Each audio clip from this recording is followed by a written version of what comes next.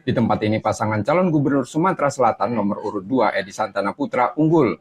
Edi Santana Putra memperoleh 250 suara dari 332 surat suara sah.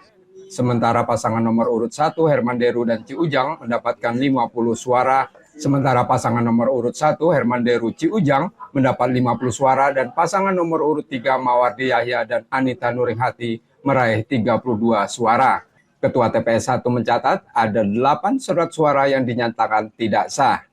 DPT 566, sedangkan yang mencoblos tadi ada sekitar 340 surat suara yang mencoblos hari ini.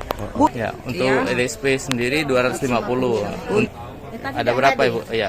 7. Ada 7 atau 8 Bu? 7 yang golput 1. Oh, golput 1. Yudi Kiswanto, Kompas TV Palembang, Sumatera Selatan.